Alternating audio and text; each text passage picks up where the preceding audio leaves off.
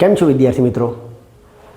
આના અગાઉના વિડીયોમાં આપણે ઉચ્ચતર માધ્યમિક વિભાગમાં શિક્ષક બનવા માટેની જે શિક્ષક અભિરુચિ કસોટી લેવાઈ છે તેની મેઇન પરીક્ષામાં જે બે પેપર આવે છે એ બંને પેપરના માળખા કયા પ્રકારના રહે છે તેની ચર્ચા કરી. આજના વિડીયોમાં આની અગાઉ જે પરીક્ષા લેવાઈ હતી એટલે કે ઉચ્ચતર માધ્યમિક વિભાગમાં શિક્ષક બનવા માટેની જે અભિરુચિ કસોટી લેવાઈ હતી કે જે વર્ષ 2023માં લેવાઈ હતી એમાં ગુજરાતી ભાષા સજ્જતાનું પેપર કયું હતું તેની ચર્ચા કરવાના છે, જેથી કરીને આપને હવે પછી જે પરીક્ષા 19મી જુલાઈએ લેવાનાર છે એ પરીક્ષામાં તમે ગુજરાતી ભાષા સજ્જતાના પેપરની વ્યવસ્થિત તૈયારી કરી શકો અને એ પેપરમાં તમે સારો દેખાવ કરી શકો એવા આશય સાથે આજરોજ આપણે વર્ષ 2023માં ગુજરાતી ભાષા સજ્જતાનું પેપર કયા પ્રકારનું હતું તેની ચર્ચા કરવાના છે. તો ચાલો મિત્રો જોઈએ. પ્રશ્ન નંબર 1, નિબંધ પ્રકારનો પ્રશ્ન.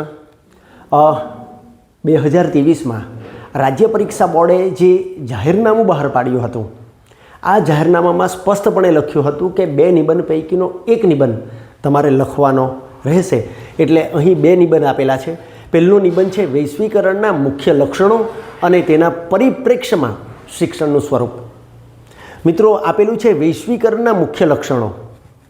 વૈશ્વિકરણ કોને કહેવાય, તે કયા કયા લક્ષણો ધરાવે છે અને તેના સંદર્ભમાં શિક્ષણનું સ્વરૂપ કેવું હોવું જોઈએ, શિક્ષણનું સ્વરૂપ શું છે એ વિષય ઉપર તમારે એક નિબંધ લખવાનો હતો.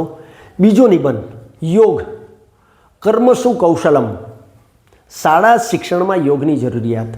આપણે જાણીએ છીએ કે છેલ્લા કેટલાક સમયથી વિદ્યાર્થી જીવનમાં યોગનું કેટલું મહત્ત્વ છે, આ મહત્ત્વને રજૂ કરતો એક સરસ મજાનો નિબંધ 2023ની પરીક્ષામાં પૂછાયો હતો.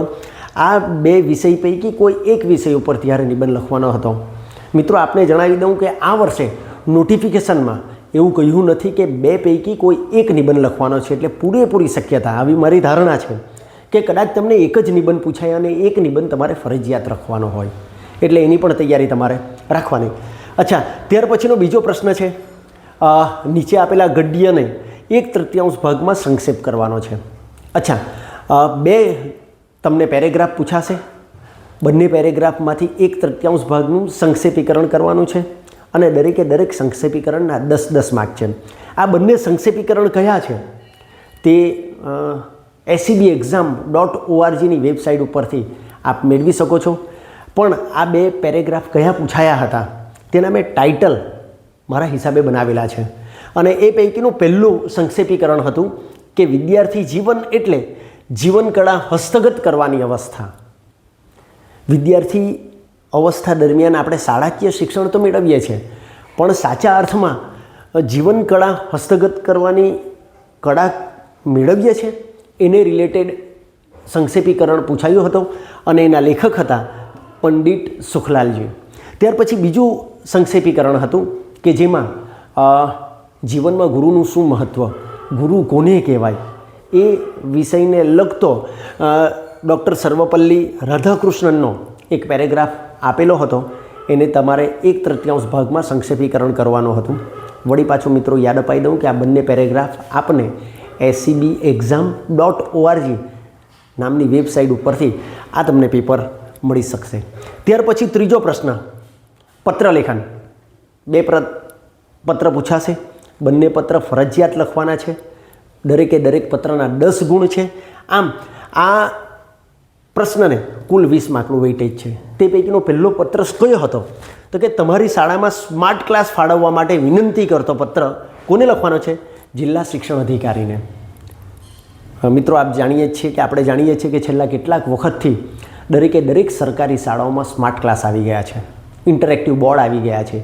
તો આ ઇન્ટરેક્ટિવ બોર્ડની શાળામાં જરૂર છે, સ્માર્ટ ક્લાસની જરૂર છે. તો એના માટે શિક્ષણ અધિકારીને આપણે આ વિનંતી કરતો પત્ર લખવાનો છે. અને બીજો એક પત્ર છે કે જે પત્ર વિદ્યાર્થીના વાલીને લખવાનો છે અને એ પત્ર છે વિદ્યાર્થીના જીવનમાં શિક્ષણનું મહત્ત્વ સમજાવતો કે વિદ્યાર્થીના જીવનમાં શિક્ષણનું શું મહત્ત્વ છે, આ મહત્ત્વ દર્શાવતો પત્ર આપણે વાલીને લખવાનો છે. દરેક પત્રના 10 ગુણ છે. મિત્રો, અગાઉ આપને જણાવ્યું છે કે ગુજરાતી ભાષા સજ્જતામાં સૌથી સહેલો જો કોઈ પ્રશ્ન હોય તો હું માનું છું કે પત્ર લેખનનો પત્ર છે. એ પ્રશ્ન છે. પત્ર કેવી રીતે લખાય તેની ચર્ચા પણ હવે પછીના વિડીયોમાં મિત્રો આપણે કરવાના છે. સંક્ષિપ્તીકરણ કરતી વખતે કઈ કાળજી રાખવાના એની પણ આપણે ચર્ચા કરવાના છે. એટલે આ ત્રીજો પ્રશ્ન પત્ર લેખનનો હતો. પ્રશ્ન નંબર 4, ચર્ચાપત્ર ન્યૂઝપેપરમાં એટલે કે વર્તમાન પત્રમાં તમે સાંપ્રત સમયની કોઈ સમસ્યાને રજૂ કરતો ચર્ચાપત્રો તમારે એ ન્યૂઝપેપરવાળાને લખવાનો છે અને બંને પ્રશ્નો ફરજિયાત છે. દરેક પ્રશ્નને 10 ગુણનું વેઇટેજ છે અને 2023ના વર્ષમાં જે પેપર પૂછાયું હતું એ પેપરમાં બંને ચર્ચાપત્રો કયા વિષયના હતા તે અહીં લખેલું છે. પહેલું છે તમને શું ગમે, ગામડું કે શહેર. આ વિષય ઉપર તમારે ચર્ચાપત્ર લખવાનો છે.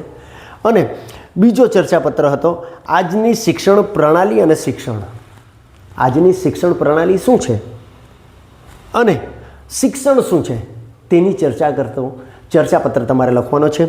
મિત્ર, પ્રશ્ન નંબર 5ને પણ 20 ગુણનું વેઇટેજ છે અને સંપૂર્ણપણે ગ્રામર છે.